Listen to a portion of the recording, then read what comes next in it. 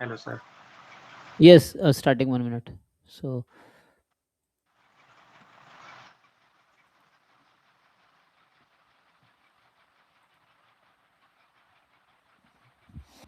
hmm.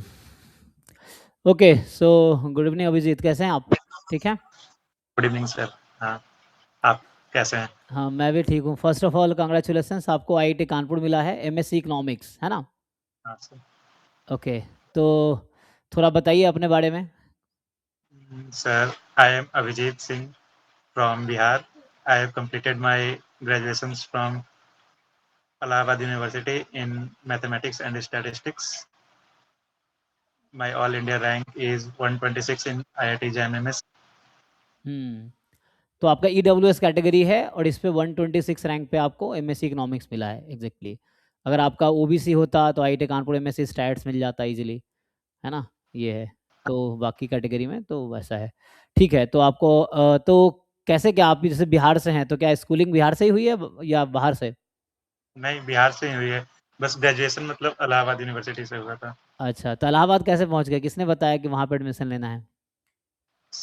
वो तो मतलब सीयूईटी से हो जाता है। अच्छा, सीयूईटी यूजी एग्जाम दिया होगा आपने, तो उसके थ्रू मिला आपको। बढ़िया है। तो ये आपके क्लासमेट ही है जो 40 रैंक है, क्या नाम, आशीष यादव? हाँ, आशीष आशीष तो फ्रेंड ही है। अच्छा, फ्रेंड ही है आपका, हो बढ़िया, बहुत बढ़िया। तो आशीष है और एक है ना, आई थिंक आपके क्लास से 3 लोग हमारे यहाँ और है, थे। हैं? एकदम सीनियर बैच में था। हाँ, सीनियर। तो वो भी क्वालिफाई हुआ इलाहाबाद यूनिवर्सिटी से। ओके, फिर तो बढ़िया है। तो थोड़ा बताइए कैसे कैसे आपको हमारे बारे में कैसे पता चला और कैसे कैसे हमने आपको हेल्प किया इस तरह से। मतलब आपके बारे में तो मतलब सीनियर्स के थ्रू पता चला था। हम्म। वो सर्च वगैरह के टाइम, हम्म। स्पॉन्सर टाइम पता चला था आपके बारे में कि मतलब आप कराते हैं हम्म। ये प्रिपरेशन। तो आपका फिर यूट्यूब वगैरह पे देखा था तो अच्छा लगा, तो फिर दोनों जन साथ में ही लिए थे, मैं और आशीष। ओके। हाँ, दोनों अच्छे थे पढ़ने में आप तो।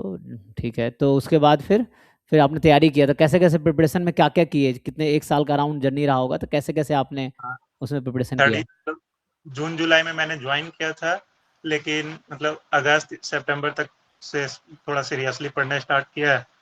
उसके बाद मतलब स्टार्टिंग में थोड़ा टफ लगता था, लेकिन आप हम्म। मतलब स्टार्टिंग में क्वेश्चन जैसे कराते थे तो मतलब नहीं हो पाता था, थोड़ा टफ लगता था। हम्म। लेकिन फिर बाद में धीरे-धीरे करने पे होने लगा। फिर ये भी था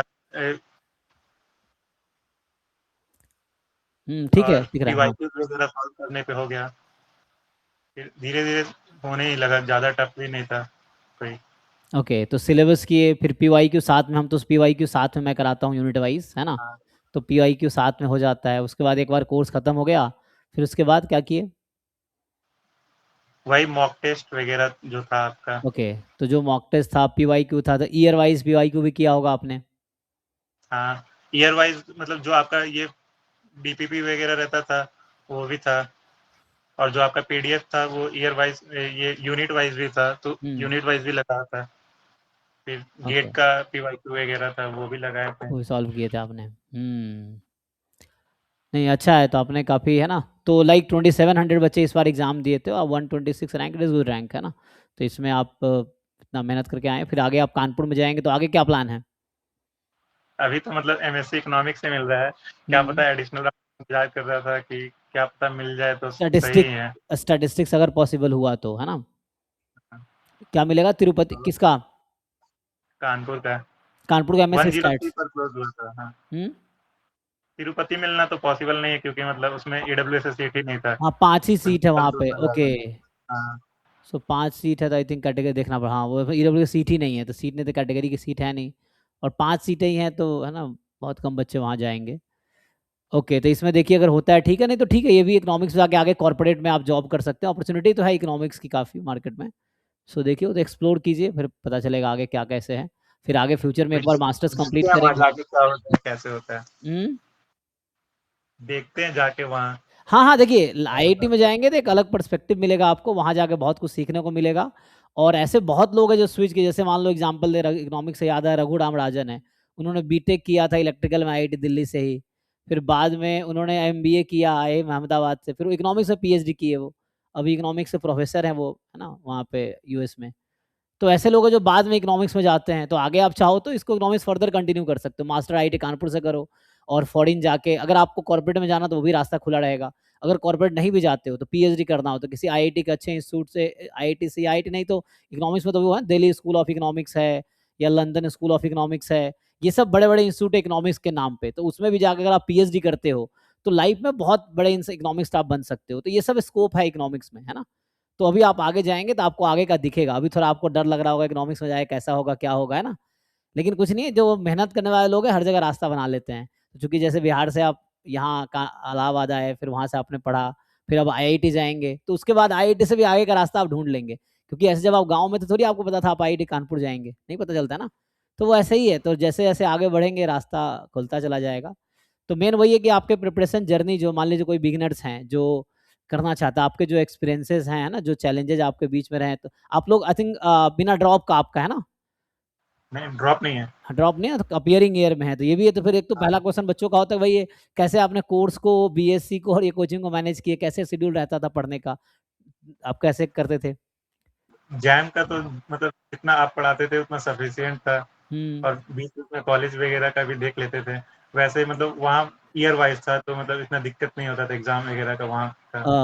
हाँ, 1 साल का है तो 1 साल का पूरा एग्जाम, और ऐसे भी कॉलेज में क्या है, 1 महीने 15 दिन पढ़ लो तो हो जाता है पास, है ना, कॉलेज में और जो। मतलब क्लासेस वगैरह भी वहाँ मतलब इतना क्लासेस का प्रेशर नहीं रहता था कि मतलब प्रेशर नहीं। इतना अटेंडेंस कंपलसरी है वगैरह। तो ओके। मतलब आपका, और आपका रात में क्लास रहता था तो वो हो जाता था। हम्म। ओके, तो मतलब वही, कॉलेज ज़्यादा प्रेशर रहता नहीं है, तो कॉलेज गए, जो क्लास हुआ क्लास किए, फिर अपना शाम में मेरी क्लासेस हैं उसको प्रैक्टिस किए, तो ज़्यादा फोकस मतलब इधर रहा है प्रिपरेशन पे, और एग्जाम टाइम पे कॉलेज की मान लो फोकस कर लिए कैसे पास होंगे उसमें, कॉलेज की पढ़ाई पे मेनली, बाकी क्लास तो अटेंड कर ही रहे हैं आप, तो वैसा है। सो फिर भी जैसे ये हम मेनली क्या है, स्ट्रैटेजी जानना बच्चों के लिए कि क्या क्या करे। जैसे अभी आज ही बच्चा कोई पूछ रहा था सर, पहले डीपीपी करे कि पहले पीवाई क्यूज करे, तो आपको क्या लगता है पहले क्या, मतलब डीपीपी मतलब नॉन पीवाई क्यू, जो हमारे 705 डीपीपी थे ना, तो वो तो पहले किसको करना चाहिए, आपको क्या लगता है। तो आप डीपीपी प्रोवाइड किए थे, उसमें मतलब सभी टाइप के, कुछ थोड़ा कुछ क्वेश्चन टफ भी थे, और कुछ हम्म। क्वेश्चन बहुत इजी भी थे, और कुछ क्वेश्चन गलत भी थे। हाँ, गलत भी थे, तो यस। मतलब मतलब राइट। डीपी डीपीबी भी करना सही है, मतलब जब आप पढ़ा रहे हैं उसके साथ डीपीबी किया जा सकता है, और फिर हम्म। खुद से अगर पीवाईक्यू वगैरह मतलब पीवाईक्यू भी ले सकते हैं, और हम्म। लास्ट के टाइम पे तो मतलब पीवाईक्यू वगैरह ही इम्पोर्टेंट है, हाँ, क्योंकि एग्जैक्टली। पीवाईक्यू आइडिया चल जाता है कि मतलब कैसे क्वेश्चन आ रहे हैं। बिल्कुल। हाँ, तो साथ में कर सकते हैं, टॉपिक के डीपीपी भी कीजिए, साथ में पीवाईक्यू भी कर सकते हैं, एंड में पीवाईक्यू पे आप ज़्यादा फोकस कीजिए, बार बार रिवाइज कीजिए, है ना। सो रिवीजन ज़्यादा करना चाहिए। ठीक है अभिजीत, तो आई थिंक जो बच्चे, कुछ मैसेज आप देना चाहेंगे जो जूनियर हैं, जो अभी प्रिपरेशन शुरू कर रहे हैं, तो उनको आप क्या कैसे एडवाइस देना चाहेंगे, कैसे क्या प्रिपेयर करें वो, तो उनको कैसे हेल्प होगा, कैसे बेटर कर सकते हैं वो प्रिपरेशन को अपनी।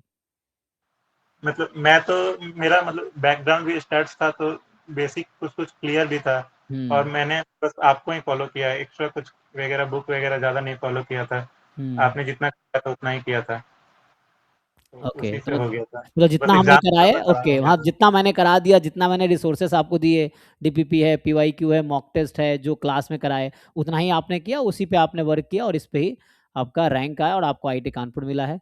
तो ठीक है, congratulations, all the mock test best. हाँ। मॉक टेस्ट इम्पोर्टेंट है। मैं ये बोलना चाहूँगा कि मतलब मॉक टेस्ट इम्पोर्टेंट है। मॉक हाँ, टेस्ट मॉक में टेस्ट। कुछ स्ट्रैटेजी रहता है कि कैसे एग्ज़ाम में करेंगे।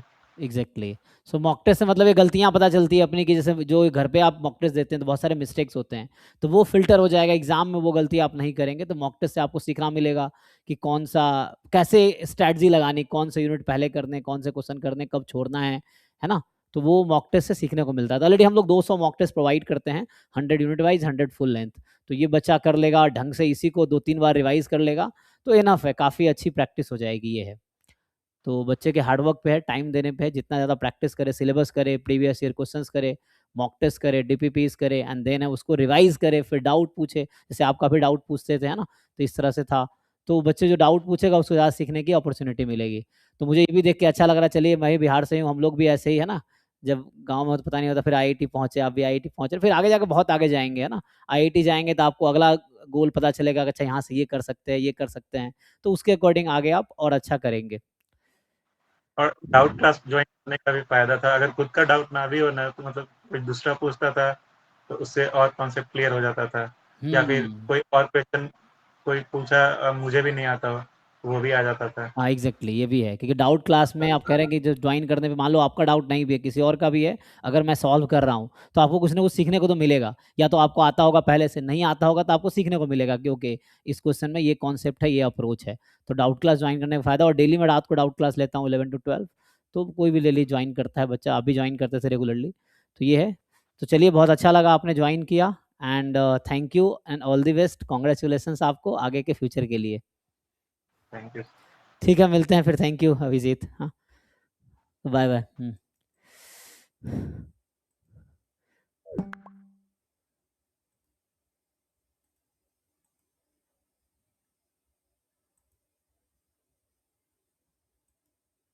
बाय।